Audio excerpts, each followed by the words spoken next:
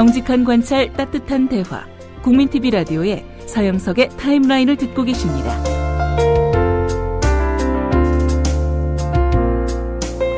인터넷에서 정치 사회 분야 글 읽기를 좋아하시는 분 중에 IMPT라는 블로그를 모르시는 분은 거의 없을 겁니다.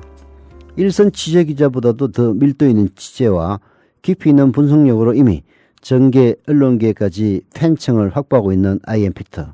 최근 시국을 어떻게 관망하고 있는지 만나보겠습니다.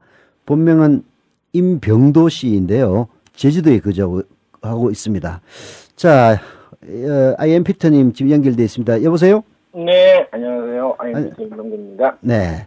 사실 저도 라디오 비평 등 그 국민TV 라디오 다른 프로그램을 통해서 IMPT님의 그 블로그를 자주 인용을 합니다만은 사실 제가 항상 읽을 때마다 어떻게 이렇게 방대하고도 정확한 자료를 찾아지는지 놀랄 때가 많습니다.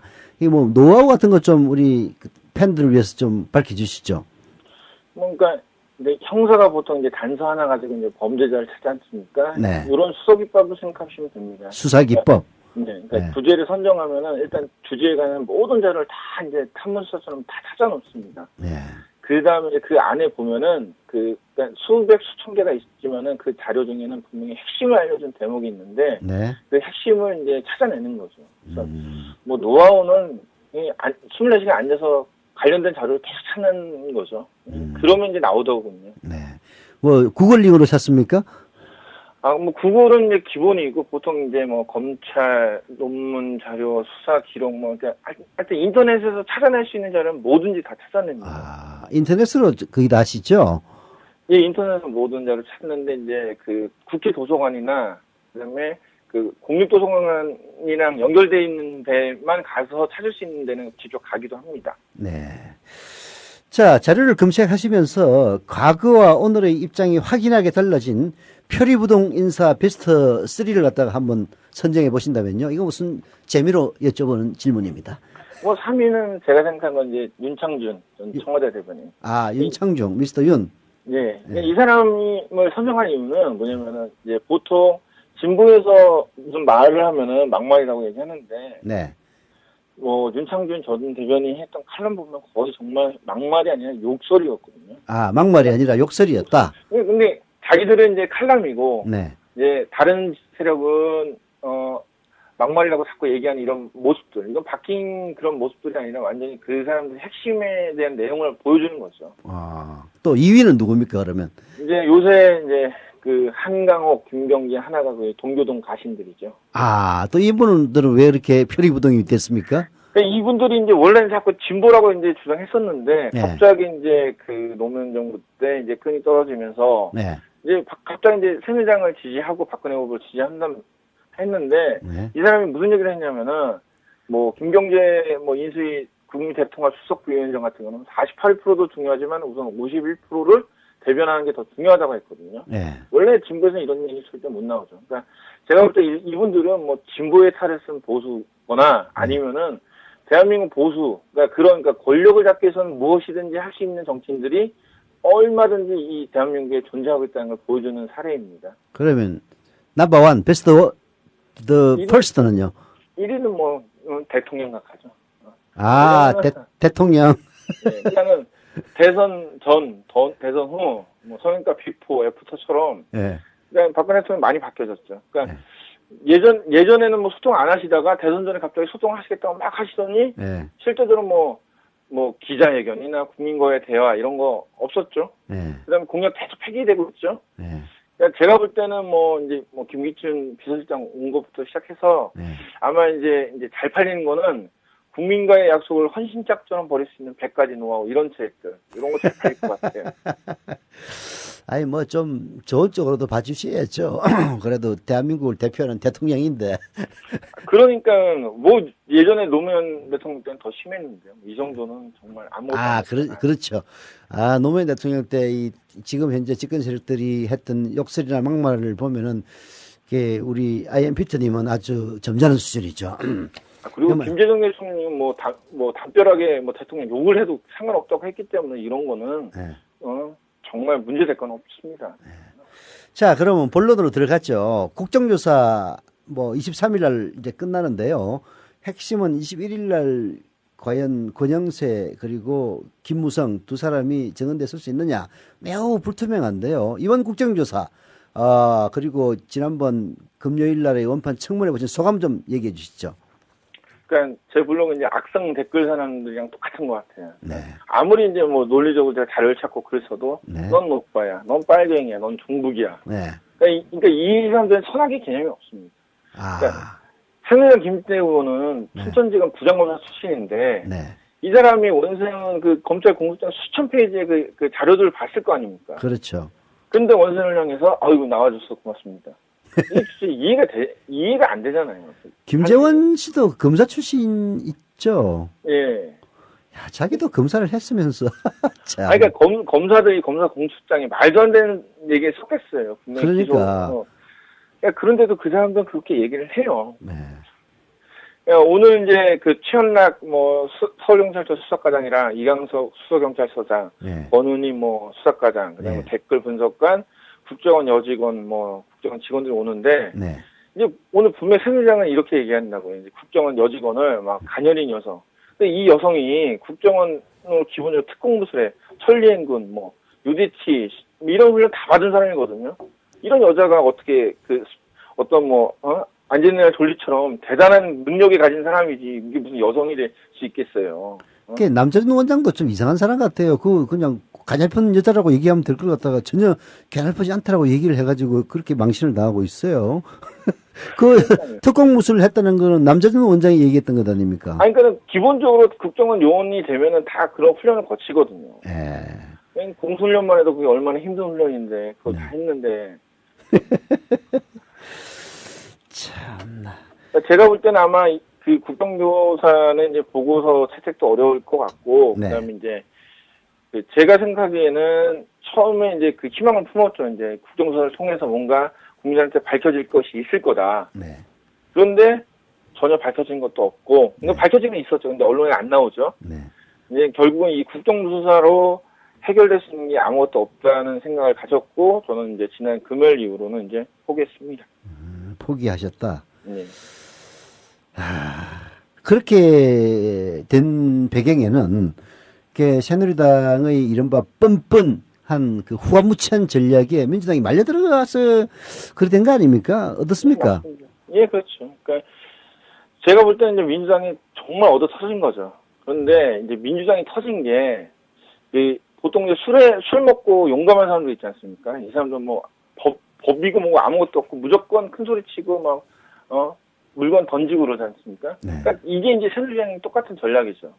그러니까 민주당은 설마 새누리당이 국정조사까지 나와서 이런 범죄자를 옹호할까 이런 생각을 가진 거죠. 그러니까 이런 생각을 가진 지금처럼 새누리당이 하려는 걸 예상했다면은 민주당이 더 완벽한 제압술 같은 거, 퇴정관으로 술 취한 사람 이제 일단 잠재우는 것처럼 뭔가 특단의 조치가 있었어야 되는데 민주당은 그런 생각을 알지 못했던 것 같습니다. 새누리당이 그렇게 후한무치한 전술로 나올 줄은 민주당에서도 미처 예상을 못했다고 보시네요.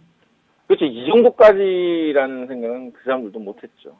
자, 근데 민주당도 이제 사실 대응할 수가 그렇게 마땅치는 않은데요. 장외투쟁과 장내투쟁, 원내투쟁을 병행한다 이런 이야기를 늘어놓는 것을 보면은 국민들의 여론이 과연 장외투쟁을 지지하느냐 이게 대한 확신도 없는 것 같고, 만약 우리 IMPT님이 지금 입장 곤란한 김한길 대표라면 지금 시점에서는 어떤 방법을 쓰시겠습니까? 일단 민주당 국조특위나 그다음에 이제 원내 대표 전병헌 대표 같은 사람들을 이제 해서 교섭은 계속하면서 김한길 대표는 이제 시청 앞에 가갖고 이제 땡볕에서 단식 투쟁을 하는 겁니다. 단식 투쟁. 예, 목숨 걸고 나는 박근혜 대통령이 사과를 하기 전에는 이제 여기서 투쟁을 멈추지 않겠다. 네. 그러니까 이렇게 되면은 일단 언론들이 주목을 하게 되고, 그다음에 국민들도 뭔가 있으니까는 저 사람 저렇게까지 나오는 게 아닌가. 그러면 이제 관심을 갖게 된다는 거죠. 그러니까 우리가 처음에 국정조사를 실시하게 된 배경 중에 가장 큰 거는 이 부정한 이 범죄 사실을 좀 알려야겠다는 생각을 한 거지 않습니까? 근데 지금 알려지지 않고 있으니까는 어떤 이런 절박함을 몸으로 좀 보여줘야 된다고 봅니다. 이게 김한길 대표가 이게 원내 투쟁을 병행하더라도 대표 본인은 그야말로 장외 탄식 투쟁과 같은 죽음을 불사한 그런 투쟁을 해야 된다 이런 얘기네요. 예, 그렇습니다. 우리 박근혜 대통령께서는 죽도록 내버릴 것 같은데. 뭐 그러면 더 커지는 거죠. 정말. 자, 이건 참 역설적인 얘기긴 합니다만은 새누리당이 그런 뻔뻔스러운 행태는 민주당도 배워야 된다라는 얘기까지 나오는 판인데요. 어떻게 뭘 믿고 저렇게 뻔뻔한 것일까요? 그 예전에 여명의 눈동자라는 드라마 있었지 않습니까? 네. 이제 거기에 이제 형사 사스키라는 사람인데, 이 사람이 이제 조선이면서 조선 독립투사를 갖다가 잡아다가 고문하고 막 네. 체포하고 막 죽였던 인물인데, 이 사람이 해방 후에 이제 그대로 경찰을 하면서 이제는 이제 해방된 조국에서 독립투사들을 빨갱이로 몰았거든요. 네. 그래서 막 고문을 하고 또 다시 권력을 행사하고. 그러니까 우리나라는 새누리당 같은 대한민국 보수는 자신들이 잘 먹고 잘 살기 위해서 저지른 행위는 네. 범죄가 아니라고 생각해요. 그러니까 상식적으로 아무도 이해할 수 없는 일 버젓이 할 수 있는 이유는 성공을 하기 위해서는 무엇이든 할 수 있고 그 범죄에 대해서는 처벌받지 않는다는 걸 그 사람들 알고 있기 때문입니다. 드골은 프랑스 나치 무역자 처단하면서 이렇게 얘기했거든요. 아, 이제 우리가 어려움에 처하더라도 이제 프랑스를 배신한 사람이 있겠냐. 네. 그런데 대한민국은 이런 말이 나올 거예요. 이제 대한민국을 배신할지언정 박근혜 대통령을 배신하면 출세하지 못한다. 이런 생각을 가진 사람이 많으니까는 범죄냐 여부냐는 중요한 게 아니죠. 결국은 그러면은 새누리당은 자기들이 계속 집권한다. 그런 나름대로 확신이 있어서 그런 거 아닐까요? 그렇죠. 그리고 이제 그 사람들은 아마 2017년 벌써 준비하고 있습니다. 그래서 이 사람들은 분명히 이번 이후에 정권이 바뀌면은 엄청난 문제가 생길 걸 다 알고 있죠. 그래서 아마 2012년보다 더 심한 일들을 할 것이고, 그래서 우리가 국정원 사건, 이 대선 부정 사건 요거를 이번에 잘 마무리를 해야 된다는 겁니다. 아니, 아무리 후화무치해도 이제 국정원을 통해서 그렇게 하지는 못할 것 같은데 또 다른 묘수가 있을까요? 새누리당, 그러니까 아까 얘기했잖아요. 그러니까 이 사람들은 우리가 생각하는 거 그 2배, 3배의 그 잔머리랑 전략, 뻔뻔함을 갖고 있기 때문에 국정원뿐만 아니라 이전에 완전 경찰, 아니면 선관위, 이 조직적으로 모든 걸 다 장악해갖고 더 심하게 할 수도 있는 거죠. 네. 상상 그 이상을 보여준다는 얘기네요. 그럼. 이제 최근에 촛불 집회에 문재인이 나서야 된다는 그런 글을 올리셨는데요. 문재인 의원도 어제 김대중 대통령 서거 4주년 주도식에 오셔서 내가 났으면 민주당이 곤란해질 것 같고 그런 말씀을 하셨는데 문재인 의원 어떻게 스탠스를 잡는 게 좋을까요? 저는 계속 얘기한 게 이제 그전에는 조금 국정조사가 잘 될 때까지 참아야 된다고 저는 봤습니다. 네. 이게 국정조사 잘 되고 있는데 민주당이 이제 움직이고 있는 그 상황에서 문재인 의원이 장애투쟁을 하는 거는 옳지 않죠. 네. 그런데 이제는 이제 해결될 수 없으니까 민주당이 장애투쟁을 나왔단 말입니다. 네. 그러면은 이제 문재인 의원도 나와야 돼요. 그러니까 새누리당이 대선 불복 프레임을 하는데 이거 말도 안 되는 거고 그렇게 얘기하면 3.15 부정선거 때 국민이 선거 다시 하라고 했거든요. 네. 이거 대선 불복이 아니잖아요. 그때는 범죄를 처단하기 위한 민주시민의 당연한 권리랑 이제 의무였습니다. 네. 그러니까 지금 전국적으로 수십만의 사람들이 이제 국정원 대선 개입에 이제 분노하고 있고, 그러니까 이거는 해결할 수 없으니까 촛불을 든 거거든요. 근데 이제 국민들이 이제는 이제 자기 자신들이 이제 심판하겠다 나왔으면은 그 나와 있는 사람들을 지켜줄 사람은 누구냐면은 지금 문재인 의원이나 어떤 다른 어떤 정치적 지도자들이 그렇게 해줘야 됩니다. 그래서 제가 볼 때는 이제 문재인 의원이 어떤 새누리당의 대선 불복 플레임이나 민주당 지도부의 눈치를 볼 시간은 지났다고 봅니다. 그래서 이제 문재인 의원이 바라볼 거는 국민이 왜 촛불을 들어야 되고 촛불을 들어서 뭘 원하는지를 다 알고 있기 때문에 이제 그들과 함께 해야 됩니다. 네. 아무래도 국정조사가 23일 날 끝나는데 네. 그때 전후에서 또 문재인 의원도 한번 결단을 내려야 될 것 같네요. 네, 그렇죠. 네. 자, 그럼 안철수 의원의 최근 행보에 대해서는 어떻게 보십니까?